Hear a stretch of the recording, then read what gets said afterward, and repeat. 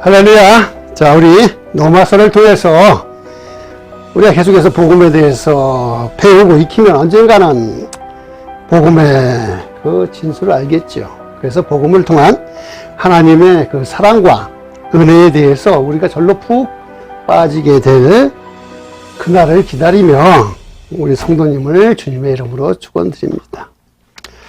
자, 지난주까지 우리는 율법을 통해서 죄가 무엇인지, 그리고 그 죄를 어떻게 해결해야 할지에 대해서 함께 나누어 보았습니다.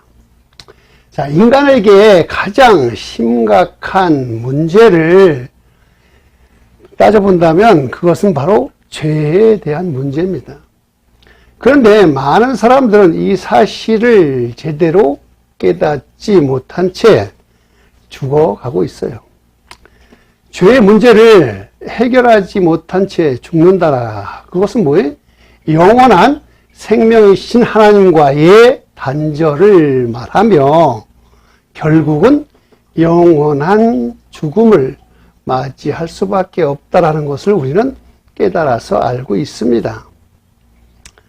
맨 처음에 하나님께서 인간들에게 율법을 주셨을 때는 사람들이 그 율법을 통해서 의인이 될 수 있다라고 그들은 생각했을 거예요.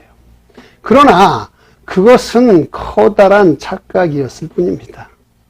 인간 스스로가 너무나 자신을 과대평가했을 거라는 거예요. 나는 이 율법대로 행하며 살 수 있을 거라고. 하지만 율법을 통한 의란 인간의 힘으로는 절대 이룰 수가 없는 마치 거대한 산과 같습니다. 그만큼이나 하나님의 의에 대한 잣대는 너무나 정확하고 섬세했기 때문에 아무도 그런 하나님의 기준에 도달할 수 있는 사람은 없었기 때문이에요. 그러니까 모든 사람들이 그 앞에서 다 뭐예요? 율법으로 의를 이룬다 하는 것은 실패를 맛볼 수밖에 없는 것입니다. 그러다 보니까 인간들은 하나님의 율법 안에서 절망적일 수밖에 없었어요. 그럴 때에 오늘 우리의 이 제목과 같은 하나님께서 새로운 하나님의 의를 우리에게 주신 것입니다. 그래서 오늘은 우리는 이 죄 문제 해결을 위해서 꼭 필요한 하나님께서 우리를 새롭게 주신 하나님의 의의 출현에 관해서 함께 나누면서 은혜 받는 시간 되기를 주님의 이름으로 축원드립니다. 자, 그렇다면 하나님의 새로운 의란 무엇일까요? 첫째로 율법의 행위와는 상관이 없는 의라는 것입니다. 자, 21절을 보면 이제는 율법 외에 하나님의 한 의가 나타났으니 율법과 선지자들에게 증거를 받은 것이라. 사도 바울은 지금까지 모든 사람이 죄를 범했다라는 사실을 강조해 오고 있습니다. 그것은 율법을 통해서 알 수 있다라고 했습니다. 결국 율법은 모든 사람을 죄 안에 가두어 버리는 역할을 했어요. 그런데 이제 그 율법과는 상관이 없는 새로운 의가 나타났다라고 하는데 그것은 갑자기 나타난 것이 아니라 이미 율법과 선지자들을 통해서 증거로 나타났던 것입니다. 그것은 하나님도 잘 알고 계셨던 것이에요. 율법으로는 절대로 의를 이룰 수가 없다라는 것을 하나님은 알고 있었다라는 거예요.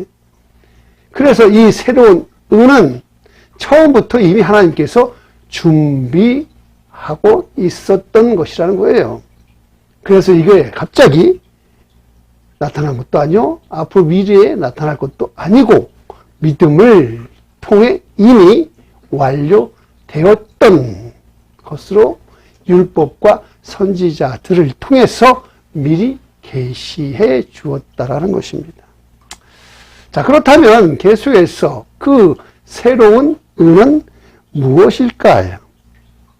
그것은 예수 그리스도를 믿을 때 나타나는 의입니다. 자, 22절을 보면 곧 예수 그리스도를 믿음으로 말미암아 모든 믿는 자에게 미치는 하나님의 은이 차별이 없느니라.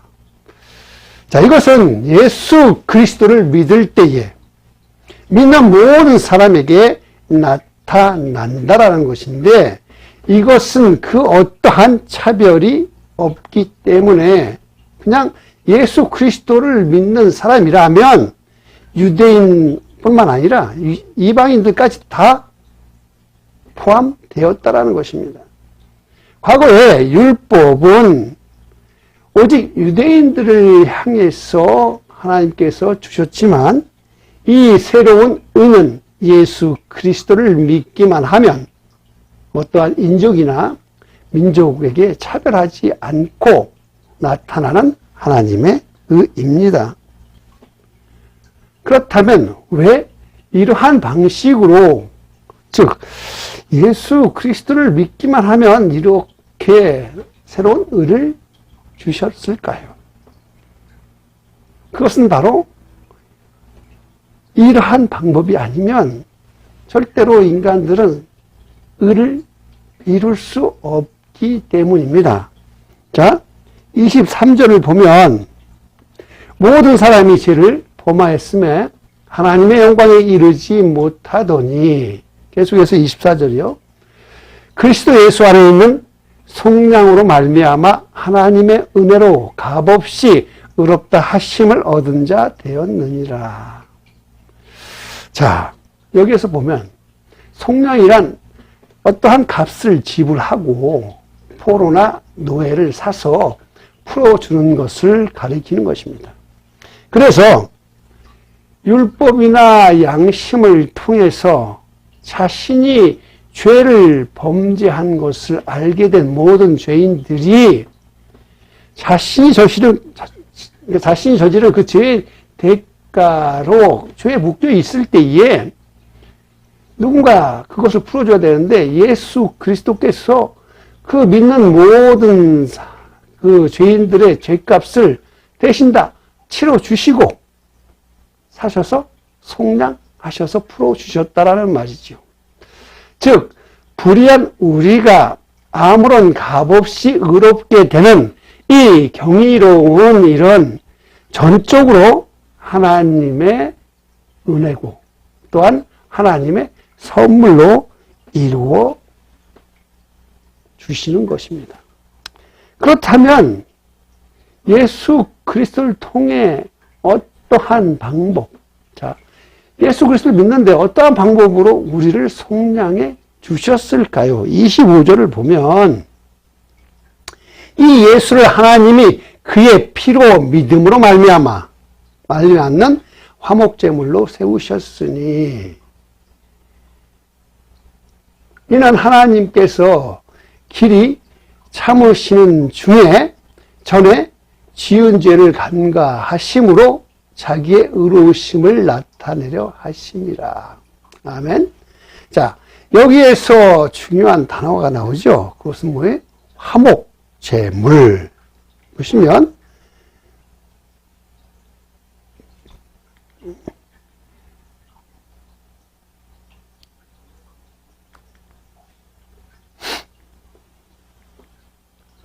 이 예수를 하나님이 그의 피로써 믿음으로 말미암은 화목제물로 세우셨다 그랬잖아요. 여기서 화목제물이란 죄로 인해서 하나님과의 관계가 끊어진 상태에서 인간과 하나님 사이의 그 관계를 회복하기 위해서 드리는 제사를 말하는데, 이 화목제사의 예물이 뭐냐? 예수 그리스도의 피였다라는 거예요. 그래서 예수 그리스도의 피를 갖다가 그 제사의 제물로 삼으셔가지고 우리를 속량하셨다라는 것입니다.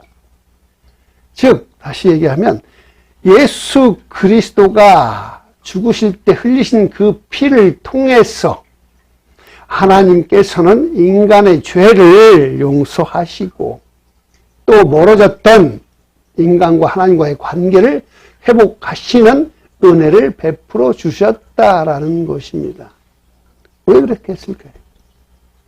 그것은 바로 공의의 하나님, 즉 죄에 대해서는 반드시 심판하셔야 하는 그 공의의 하나님께서는 우리의 죄인들의 모든 죄값을 반드시 심판하셔야 되는데 그 심판의 대가를 누구로 삼으셨나? 바로 독생자 예수 그리스도의 보혈의 피로 하셨다라는 것입니다.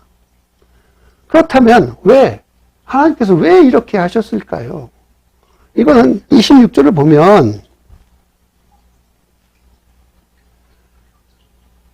곧 이때에 자기의 의로우심을 나타내사 자기도 의로우시며 또한 예수 믿는 자를 의롭다 하려 하심이라. 자, 즉 이 말이란 뭘까요? 하나님께서는요, 예수 그리스도의 그 십자가의 사건을 통해서 하나님이 의로우시고 또 하나님께서 하신 그 언약에 신실하시기 때문에 당신의 백성을 구원해 주신다라는 것을 보여주려고 하신다라는 것입니다. 여기에서 우리가 한번 생각해 보아야 할 것이 있는데 왜 하나님의 의로우심을 나타내는데 꼭 예수 그리스도의 그 십자가의 그 피 흘림의 사건이 필요한 것일까요? 다른 방법은 없었을까요?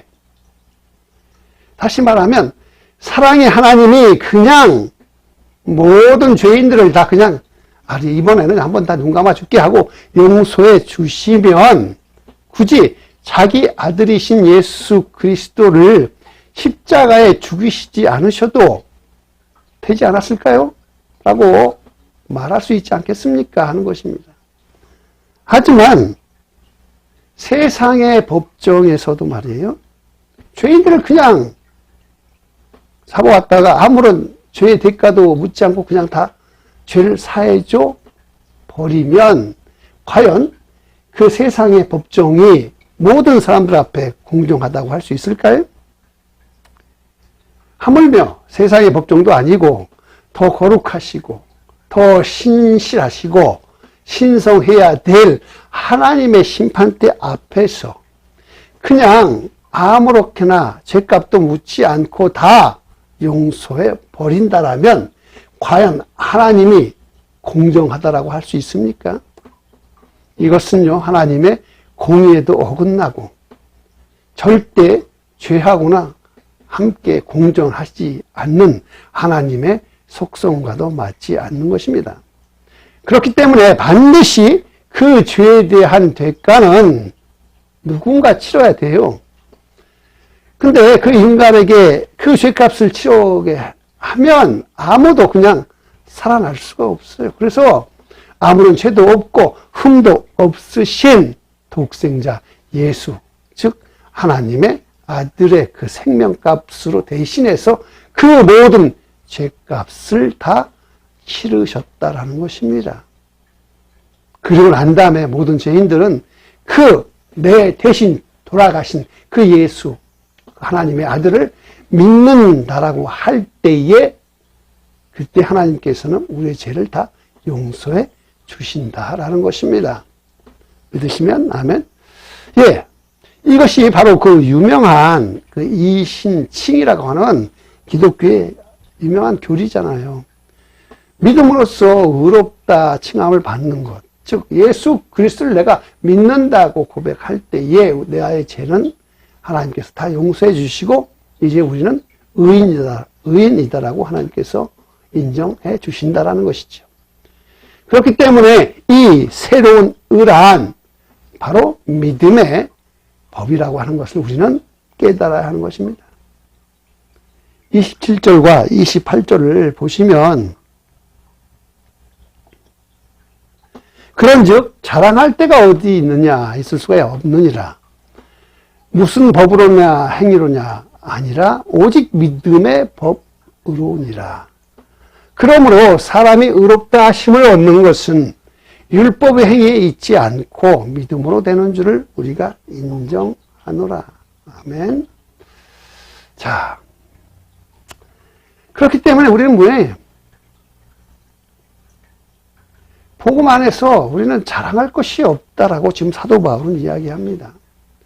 왜냐하면 우리의 그 의로움이 율법을 그저 잘 지켜서 얻어진 것이 아니라 오직 예수님을 믿기만 할 때에 주어졌기 때문이라는 것입니다. 그러니 내가 의롭다 자랑할 수 있어요? 내가 예수를 믿었기 때문에 되는 것인데, 생각해보면 사람들은 남들을 서로 비교하면서 잘난 사람, 못난 사람을 구분하잖아요. 내가 왕년에는 말이야 이러면서 자신이 옛날에 성공했던 어떠한 그 일들이나 또한 자신이 현재 나는 말이지 이렇게 가지고 있던 것들을 자랑하고 싶어 해요. 그리고 이것을 그들은 이것이 바로 이 땅을 살아갈 때 중요한 세상 살아가는 방법이라고 말들을 합니다. 집안 자랑, 또 자식 자랑, 또 돈 자랑. 그래서 자랑거리가 없는, 그저 가질 것 없는 사람들에게는 그들에게 열등감 때문에 그들이 초라해지게 보이는 이러한 세상적인 가치관을 우리는 믿음 안에서 단호하게 거부해야 되는 것입니다. 왜냐하면 우리의 자랑과 교만은 하나님의 그 절대적인 의 앞에서는요, 아무것도 아니에요. 멸망할 수밖에 없는 죄인이 자랑할 게 뭐가 또 있어요? 이제 곧 있으면 죄로 인해서 멸망당할 죄인이 하나님 앞에 심판대에 서면 뭐 자랑할 게 뭐가 있어요? 또 그걸 하나님 앞에 자랑한들 무슨 필요가 있겠습니까? 하나님의 은혜로 제사함 받고 의롭게 되었으니 이제는 우리가 하나님 앞에 자랑할 게 없지요. 그죠? 나는 예수 그리스도로 인해서 지금 하나님의 심판대 앞에서 내가 예수 그리스도로 인해서 내가 주님 구원 받았다라고 하나님 앞에 이야기할 수 있는 것. 우리가 할 것은 그거 하나밖에 없습니다. 그러니 우리는 어떻게 해야 돼? 오직 감사와 찬양으로 주님 앞에, 그죠? 겸손히 살아가는 것. 주님 앞에 겸손히 나아가는 것이 중요합니다. 그렇기에 겸손한 사람들이 깨달아야 할 것은 어떻게 해야 되냐? 사도 바울이 다음과 같이 이야기하네요. 하나님은 다만 유대인의 하나님이시냐? 또한 이방인의 하나님은 아니시냐? 진실로 이방인의 하나님도 되시느니라. 계속해서 할례자도 믿음으로 말미암아 또한 무할례자도 믿음으로 말미암아 의롭다 하실 하나님은 한 분이시니라. 아멘. 자, 사도 바울은 유대인을 향해서 또한 이방인을 향해서도 지금 이렇게 외치고 있어요. 우리 하나님은 믿음의 그 법칙에 따라서 유대인의 하나님도 되시고 또한 이방인의 하나님도 되신다라는 것입니다. 그리고 이것은 뭐 어떤 할례를 받았거나 아니면 안 받았거나 상관없이 오직 예수 그리스도만 믿기만 하면 우리에게 의롭다라고 해주시는 하나님이시다라는 것입니다. 자, 그러면서 사도 바울이 정말 강조하는 한 가지가 있는데 31절을 보면 그런즉 우리가 믿음으로 말미암아 율법을 파기하느냐? 그럴 수 없느니라. 도리어 율법을 굳게 세우느니라. 아멘. 즉 우리가 믿음으로 이제 의롭다라고 칭함을 받았다고 해서 이제 나한테 율법은 필요 없어 하고 율법의 역할을 이제는 아무것도 필요가 없다라고 생각해서는 안 된다라는 것입니다. 왜? 율법은 복음의 그 가장 기본적인 과정이 뭐예요?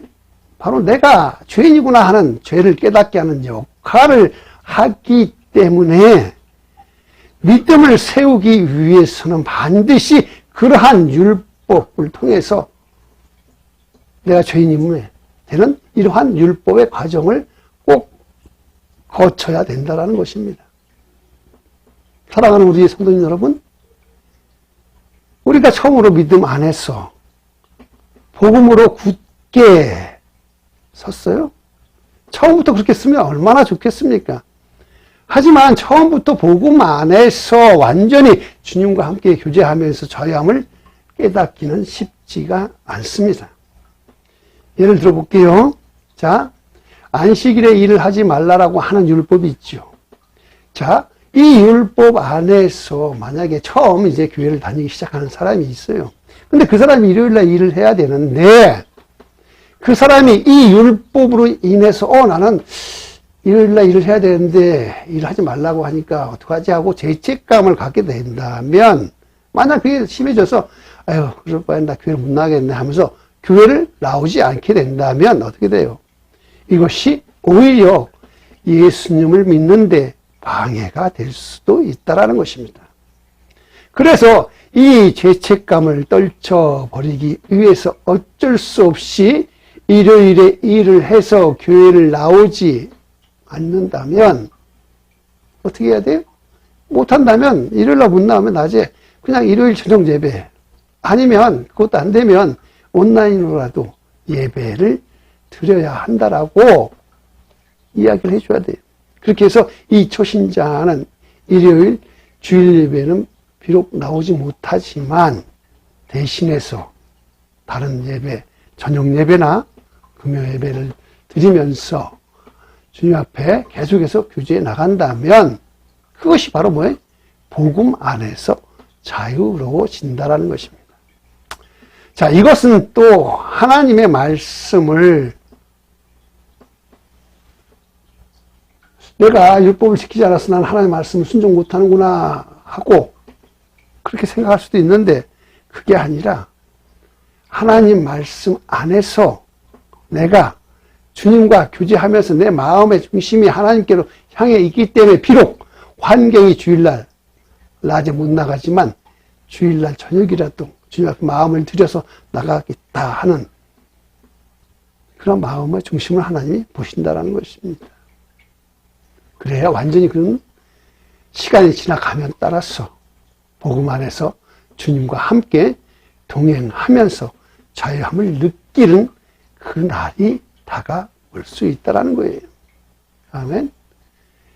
그래서 처음부터 율법 없이 그냥 자유하면서 막 이렇게 나는 이렇게 믿어도 되고 저렇게 믿어도 되고 아니라 율법의 그 견제함을 좀 받아가면서 처음에는 약간 형식적인 것 같기도 하지만 완전히 주님과 그 동행하면서 자유함을 얻을 때까지는 율법적인 믿음 생활도 처음 시작할 때는 필요할 수 있다라고 할 수 있는 것입니다. 할렐루야. 자, 이제 우리가 말씀을 정리해 보면 율법적인 신앙생활이 무조건 다 나쁜 거다라고 말하는 사람도 있지만, 오늘 사도 바울이 이 말씀을 통해서 보면 이 율법을 통해서 자신이 죄인임을 깨닫고 또한 자신을 구원하신 예수 그리스도를 전적으로 의지할 때까지는 율법의 과정은 필요하다라고 지금 사도 바울을 말합니다. 이것이 바로 복음 안에서 율법을 굳게 세워가는 것입니다. 아멘. 자, 사도 바울은요, 끝도봐서 서두부터 강조했던 것이 뭐냐? 유대인이나 이방인들 모두가 죄인이다라고 처음부터 이야기하면서 지금까지 강조해 왔어요. 그리고 왜 그들이 죄인이 될 수밖에 없었냐 하는 것에 대해서 유대인들에게는 하나님께서 너희들에게 율법을 주었고 이방인들에게는 양심을 주었는데 너희들이 그것들을 잘 지키며 살 수 없었기 때문이다라는 것입니다. 그리고 죄인이 된 그들을 향해서 이 모든 죄를 다 청산할 수 있는 하나님의 새로운 방법을 그들에게 제시하는데 그것이 바로 예수 그리스도를 믿는 것이라고 하는 것입니다. 왜냐하면 예수 그리스도가 우리의 모든 죄를 다 속량하시고 또 우리의 모든 것을 다 감당하시고 십자가에 못 박히셨기 때문에 하나님께서는 독생자 예수를 믿는 자들에게 의롭다라고 칭해 주셨기 때문이라는 것이죠.